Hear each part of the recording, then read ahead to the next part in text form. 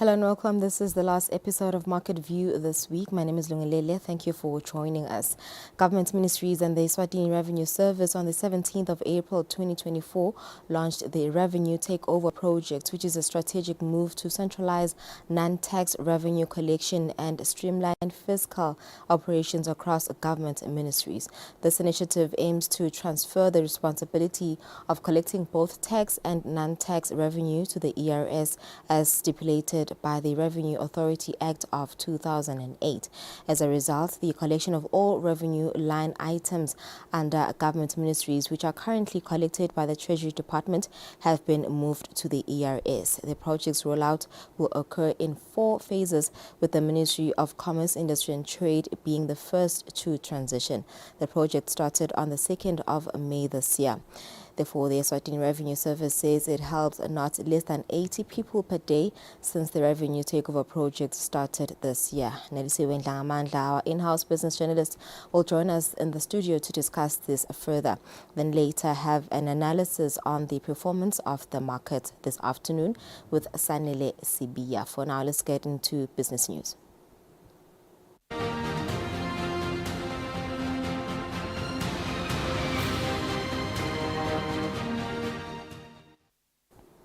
The Minister for Commerce, Industry and Trade, Honorable Mangoba Khumalo, has challenged African countries to use technology to create the continent's own payment infrastructure where small and medium enterprises will become logistics giants. The Minister delivered his message in a video link during the AE Trade Continental Office launch in Rwanda on Wednesday this week. We all have had the experience of living through COVID-19.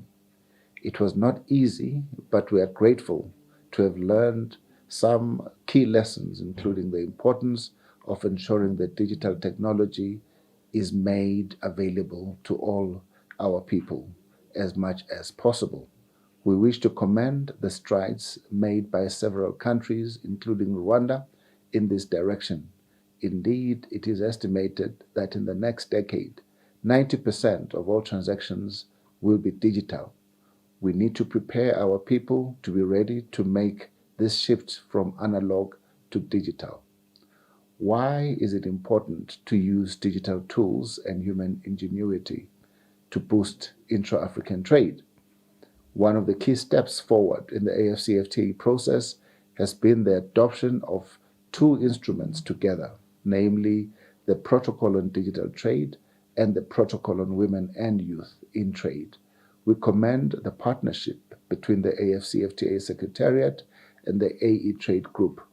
We believe that working together, we shall have a locomotive to harness the support of many stakeholders that are already championing this process. We are creating an Africa that shall have its own payment infrastructure, where SMEs today shall become logistics giants and shipping companies, and where we command our economic well-being as Africans. An Africa where young people are using technology to be the primary traders in the AfCFTA, because all the obstacles would have been removed, customs procedures would have been automated and streamlined, where the payments are easy and affordable, where the fintech startups are booming, where the cost of data is no longer a major concern, where African governments collect taxes and provide efficient services that encourage small businesses to grow and create jobs in huge numbers. This is the Africa we want today. We want to fast-track this journey and ensure that our young people do not lose hope along the way.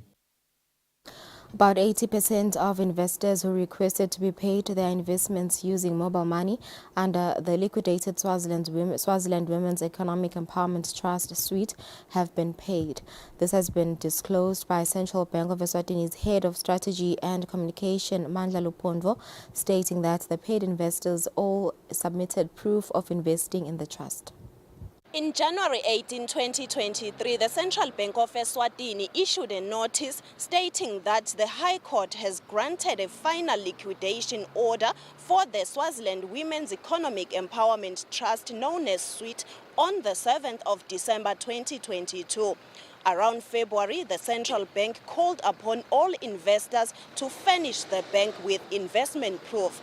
The communications officer, Mandla Luponvo, shares how the payment process is going. Around about March this year, we were able to say these are the number of claims that have not been disputed, and therefore the liquidator made a call that those people who did not dispute their balances should be paid. So the bank, working alongside the liquidator, has proceeded to facilitate that payment. The payment started off with those that had requested to receive their payments via banking accounts. So we proceeded to deposit these monies in the different commercial banks. However, we had a bottleneck when it comes to mobile money payments because that took a life of its own. It was a different process. We needed to engage the service provider to facilitate that process. So once we agreed, there was additionally another process of training our staff to make sure that they participate in the disbursement process. With effect from yesterday, we were able to pay at least 80% of those people who had requested to receive their payments via mobile money. But as well, one should add that there were processes as well because we needed to verify if the numbers that we were given are actually the numbers of the people who are due to receive payment. So we went through a KYC, know your customer process, just to make sure that we exercise due diligence so that we don't get payments to the wrong people. We are open to engage because even in the process of payment, we did come across instances where probably the recipient, the person, the investor who's supposed to receive this money, probably their banking account is dormant or because of inactivity, and therefore when we try to deposit money into that banking account, it bounces. So we're still open to those engagements and discussing just to make sure that ultimately the money is wired to their rightful owners. So we want to assure the nation that we will remain open as long as this process is ongoing, and we encourage the public to reach out to us through every available platform. On social media, we're available, and we're also available through other telephonically, we're accessible via mobile. We are open to engaging and understanding what are the challenges, what are the bottlenecks, so that we can try as best as we can to troubleshoot them so that we close this process. Because at some point, we need to close this process. It can't go on forever. The communications officer says they are currently consolidating the number of people that have already been paid and the amount, but the central bank governor has previously said they have covered a shortfall of about 1.9 million emalangeni on the trust. For Market View, Nelson Dlangamandla, Vuminkosi Nzinisa, Mbabane. It's 9 minutes after 2, and that's it for our business news. We'll go for an ad break and have a discussion with our in-house business journalist, Nelsiwe.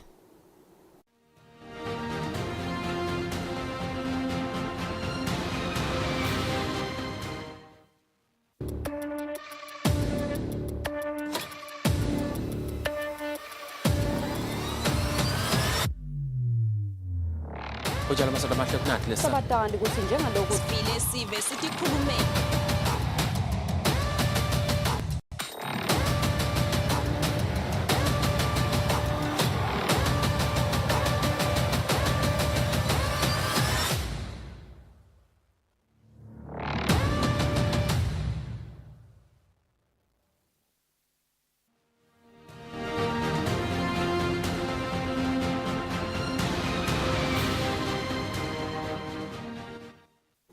Welcome back. Thank you for staying with us. This is Market View. The Eswatini Revenue Service says it helps not less than 80 people per day since the revenue takeover project started on the 2nd of May this year. Eswatini found at the service center in Babane say the move by government to have company registration fees, trading licensing fees and liquor licensing fees collected by the Eswatini Revenue Service was a good move. The Registrar of Companies at the Ministry of Commerce, Industry and Trade, Msebe Malinga, says they will continue to fast-track the release of documentation for company registration, trading and liquor licenses as a way to play their part in ensuring this project becomes successful. As of the 2nd of May 2024, company registration services and business licenses and trading licenses payments are now done through Eswatini Revenue Services service centers, which therefore means all business persons and our clients will now be making payments for starting a business through the ERS service centers. That includes all the fees, starting with the registration fees and application fees for business licenses, renewal fees for companies and renewal fees for business licenses, and any other payment in terms of amendments and other fees that are directed towards services that we provide for starting a business in Eswatini will now be made through Eswatini Revenue Service Centers. We are hopeful that the ERS, as they take over the revenue services, it means simplifying processes and procedure for starting a business in Eswatini, because we understand that they are supposed, or rather they provide all the other platforms for payment services, as opposed to our custom revenue collection, which is cash-based. And we also are providing services through the mobile money platform, and we believe that Eswatini Revenue Services will provide more other platforms for payment of these starting up business services. Thank you. Emaswati say they appreciate the revenue takeover project because they are not required to carry cash when making payments at the Eswatini Revenue Service, as having a lot of money in hand could subject them to losing it or being robbed. Le mali ngalo sisifaka ekhadini or mobile money, and it's safer that way. Ngoba nawuhamba ukhanya usiphethe maybe 10,000, 1,000. Iningi into ngendakalo saye revenue. Kanyalo kungcono ngoba sifaka kamomo pay, sipatamo pay or sifaka ekhadini. So it's safer nalokuthi ba quick. Ikahle iservice yabo nangabe ude utilungiselele, like ungafikila ubhanse ufuna vele ude uyifakile nemali la cingweni lakho nawati ukuthi okay cabanga ukuthi lokumcoka nje ukuthi le kuma revenues ngoba labanye abantu basengakadi lokuthi ufuna ubhadalela SRA sefanele ke uthi nawuta bakunike le information, maybe nasingaba nebantu labatomemedela le revenue labesibhadala khona. They are further appealing to the Eswatini Revenue Service to properly sensitize them on the revenue takeover project, stating that they waste a lot of time waiting in queues at government revenues for them to be told to go to the Eswatini Revenue Service. For Market View, Nelson Dlangamandla, Vuminkosi Nzinisa, Mbabane. Yeah, those were clients of the ERS noma ke sive samaswati sikhuluma ngayo nje positivity ya the ERS revenue takeover project. I'm now joined by our journalist Nelson Dlangamandla to further have a discussion on this. Nelly, what was government seeking to achieve nje ngale projects lena? Ngaba mhlambe tindzaba te service delivery ngoba sakumlo kutsivela maswati lamaningi kuba kuningi lokhala tindzaba te service delivery. Yini inhloso yahulumende ngale projects le? Thank you so much Lulu. Ngivusele nembukele ekhaya ikakhulu kakhulu uhulumende lokumcoka kakhulu ukuthi noma ke ngizothi i-core responsibility yakhe tindzabeni tabo revenue is to build an effective system lapho khona tawukhona ukuthi imali yakhe ayikoleke ayibone ukuthi yendani. We must remember ukuthi the Eswatini Revenue Service has been given the target of 13.1 billion emalangeni revenue collection for the year 2024-2025. So this is government's way of ensuring that target Eswatini Revenue Service uyakhona ukuthi ayimite, because you must remember lungelele nembukele ekhaya kwekuthi le mali lena ngiyo lephinze isebende in the public services that government is offering. So yakhona ukuthi imithe tibhedlela ibe khona kwakhiwe imigwaco nalokwa lokutawusita sona sive samaswati. Yeah, since kusunyiswe nje le projects lena ngicela kusebona on the 2nd of May, bathini bosomabhizinisi, what is their feel ngayo le projects le? The business community, I've talked to the Chief Executive Officer of Business Eswatini, who has said they feel like government has done good by introducing this revenue takeover project, because now, as a Eswatini Revenue Service is considered to be a customer and service-based organization, sebatawukhona ukuthi mhlambe ama-services abo abe fast, abe efficient. So this is government's way of ensuring ukuthi awufiki ume kakhulu usazama ukuthi uthole i-service. Lokunye i-Eswatini Revenue Service, it has got online platforms lapho khona ungabhadala khona, like uvile ukuthi eMaswati nathi lapha sesifike nje sibhadale ngabo mobile money. Kunema bathi yini ka SRA bathi ma relationship managers bamvula batawukhona ukukulandzelela ukuthi how siyabona lana ukuthi mhlawumbe ma fees awukawabhadali enkampani yakho, so logo it makes it easier for government to collect revenue. Eminyakeni lo phelile ithite i-Ministry of Finance kule revenue ema fees and collections bavamisa kukoleka about 175 million a year. We are hoping ukuthi njengoba sekuka ERS kunanama relationship managers leyo mali leyo seyitokhula. Yeah, Google launch Nelly, was it kwakhulunywa ngendaba consultations? Did the ministry conduct thorough consultations and also nje kuthola business reviews from all the government ministries la affected ngayo le change lena for a smooth transition? Before government does anything, uyaye abuke ukuthi engabe lama stakeholders la kasebenta nawo wona athini ngaloku. But the biggest thing of it all is loku la kwendile uhulumende kugunyatwa ngilomthetho le Revenue Act of 2008 kuvele kukhona la mthethweni, which means the business community knows ukuthi at some point this is what is going to happen. But uyasho uhulumende ukuthi vele we consulted and we will make sure ukuthi everyone knows ukuthi nyalo lama fees lawa lama trading license bolika sebavele batawubhadalwa lena nesive naso sitawukatiswa kabani, njengoba sivile ukuthi khona sivele sithi esho khanza ukuthi kulesinye isikhathi asati kahle, but iyasho iEswatini Revenue Service ukuthi vele siyafuna lokuthi sive sisifundzise kabanti ukuthi lawa ema fees wona sekatawukolekwa ngiyo iERS. Yeah, we're all about the change nele sonke siyafuna change development, especially ku service delivery. So now that signal transition lena secala kusebenza ngabe kwakhulunywa indaba ye redundancy, my retrenchments ukuthi ngabe laba basebenza le kulama office lawa labukene nato kubhadalwa le revenue bakuphi nyalo batawufakwa kuphi, because buka ngazo sabaphelele ngumsebenzi. Government's main aim ngekuthi introduce this takeover project is to ensure ukuthi as a country we are financially stable. We don't depend on maybe volatile and unpredictable revenue sources. But whilst doing that, government yaqinisekisa ukuthi eMaswati awagcini sewasafarisha. The acting minister of finance on that day specifically stated that kude liswati lelawulahlekelwa ngumsebenzi, kepha lawo maswati lobo ukhanza ukuthi le ku revenue yahulumende asebenta lo msebenzi batawubuka ukuthi bawafaka kuphi kula lamanye ema ministries akhe uhulumende. Okay, so would you say this step by government of this project is a step towards improving service delivery for non and non-tax revenue collections lapha even? Ngingasho kanjalo Lulu, because government needs to generate sufficient revenue.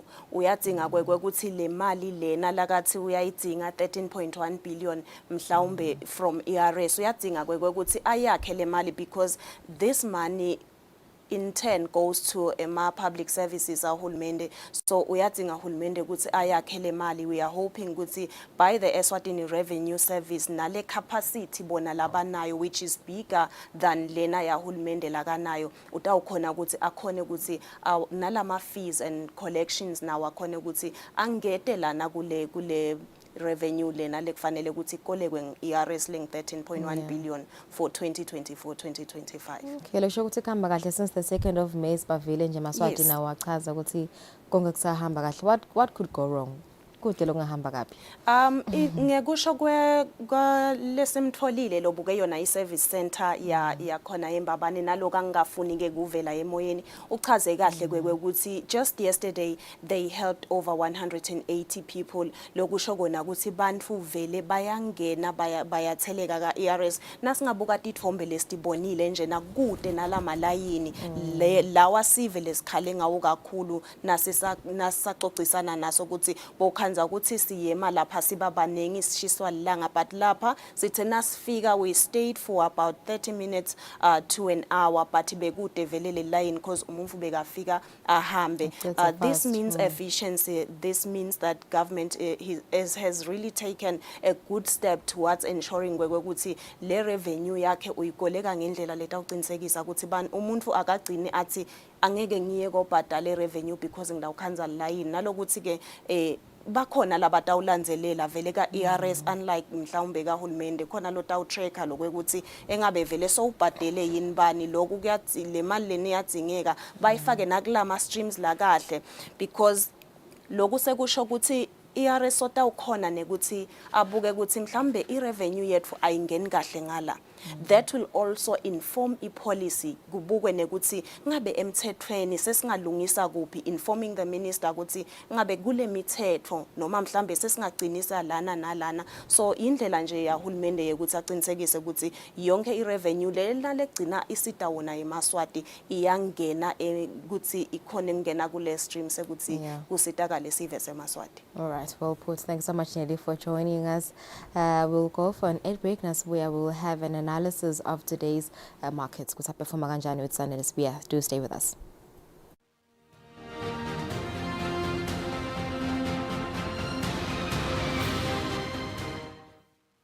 Be sure to catch Business Watch every Wednesday between 2 p.m. to 3 p.m., where we feature the latest updates on business news, market trends, and exclusive interviews with industry leaders, as well as insights on emerging small and medium enterprises in the commercial sector.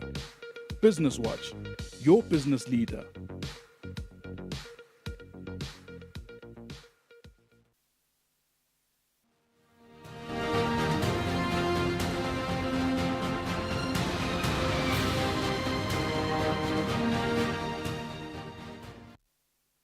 Welcome back. Thank you for staying with us.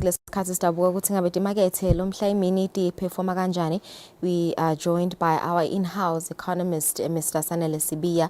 Mr. Sibiya, thank you for joining us this afternoon. Currencies reports the Japanese yen rallied for a second day on Thursday after data on Wednesday showed a slowdown in US inflation, while the dollar found a footing against other currencies following a sharp drop the previous day. Overview on the latest currency exchange rates. Hey, thank you, Lou, and good afternoon to the viewers. Yes, looking at the currency markets, we can see that the markets have actually gained, like the Lilangeni has actually gained in the background of the better inflation news coming out of the US. And, as well, we're also looking at the fact that, retail figures came out strong just a couple of days ago in South Africa, also signaling that, the Southern Rand is performing much better. And also we are looking into those issues, the precious metals, gold, also still performing relatively well, even though the markets are predicting an interest rate decline in the short to medium term. So all those factors have actually led to the Lilangeni is still holding on very strong at that 18.23 region against the dollar, still below 20 against the euro, and around 850 against the Japanese yen. So the currencies are still quite strong at the present moment. We're just hoping that this is going to be sustained, still in sustained momentum even post the elections. We are hoping that the no load shedding policies are going to stay in place, and just to continue driving that optimism in the markets.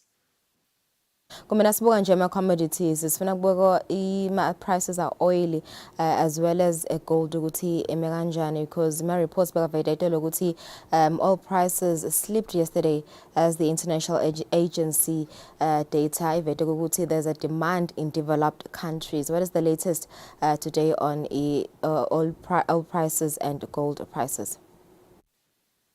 No, the oil story there, what we are seeing, with the news coming out of the US that inflation has somehow softened in the previous month. So that now drives some optimism in the market in terms of demand. We're expecting it to go up. So that, the markets are pricing that, in the short to medium term, the fact that, gold price, the oil prices will actually be sustained in the future because of that forecasted demand. But we do hope that, the demand is not going to overshoot the supply and then driving the price up again. And also, looking into the Middle East and all other geopolitical zones right now, it seems we are relatively stable, the conflicts are contained. So when it comes to gold, we are seeing again gold losing a bit there, which is actually something that one would expect post the inflation figures coming out of the US, in the fact that the gold is a hedging type of metal. People use it to protect their money against inflation. So now that inflation is coming down, so we do expect the price of gold to continue rallying down in the next coming months. But currently gold seems to be performing very well, and it's edging closer and closer to that 2,400 mark. So we are just waiting to see if we will eventually get to that point. So nasibuka ama-international markets nje Mr. Sibiya ngabe kume kanjani. We saw reports gokuthi the central bank for the 20 countries that share the euro said commercial property prices were down 8.7% year on end at the end of 2023 and may have further to fall. What does this mean? Ngabe time kanjani timakethe internationally? No, thank you, Lou. So when we're looking at markets internationally, there is that contrasting view in terms of, the interest rate movements going forward. As you rightly put it, the property market in Europe is really suffering. So it's coming at the background of the fact that we are expecting, interest rates to start declining at some point to make it easier for people to actually go into and occupy property. But while at the same time, what we are seeing coming out of Europe is, the change in monetary policy stance or interest rate policy stance from the European Central Bank. So that again has somehow put it has taken off some steam from the market, and that's why we are seeing those numbers coming out. And furthermore, the European Central Bank has been playing this whole interest rate issue quite slow, yet the European markets had priced an interest rate cut to actually start coming in June. So right now, we saw in yesterday's meeting that, nothing was said about, interest rates going down in June. So it would seem like Europe is the only stock market, the only stock markets that are not riding the inflation wave, that we know the inflation numbers wave coming out of the US. So moving to the US, what we are seeing there is, the markets are responding quite positively to the news of the interest rate cuts, So what we are seeing there of the inflation rate cooling down. So what we are seeing there is, markets are really just poising themselves and they are gaining new highs.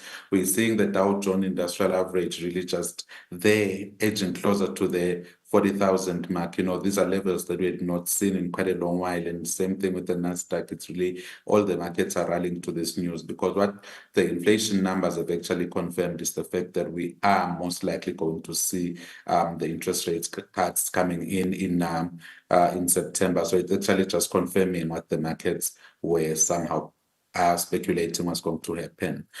So when we are seeing all of that playing into the markets, you go to Asia as well. Asian markets also are riding the wave. They are just rallying to that those positive news coming out of the US that the inflation is actually cooling down. So what that means is we are expectant as the globe to start seeing interest rates being cut, and the Federal Reserve Bank is usually the first bank that gives that signal to say no, let's cut. So the markets really rallied to that, even though we're seeing very small marginal gains in Shanghai. So that's actually on the backdrop of the fact that the housing bubble in China seems to want to burst, even though there is that swap deal.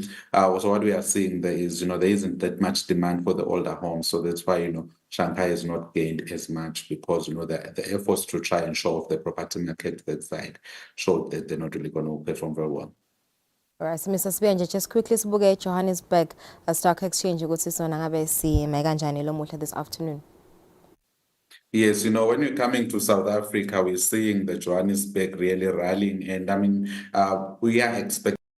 I'm one of those who are expecting the Johannesburg Stock Exchange to hit an all-time high of 80,000 in terms of volumes there. So that is actually in the background of the very same, the inflation rate coming out of in the US, and also the very strong retail figures that, came out in April in South Africa. So showing that, demand is coming back into the economy. So what we are seeing driving that is actually, the fact that load shedding seems to have subsided, such that one of the major things that we are worried about is come post 29 May, after the election, will this steam in the market still be retained? Because we are really expectant that, the markets should stay the same. The load shedding issue should be solved. Thank you. Thank you so much, Ismail Mr. Spear, for that overview of our markets this afternoon. We've come to the end of our program. Lomuhla, thank you for joining us. Sasin Valilis, I will see you on Monday at exactly 2 p.m. Have a safe and lovely weekend.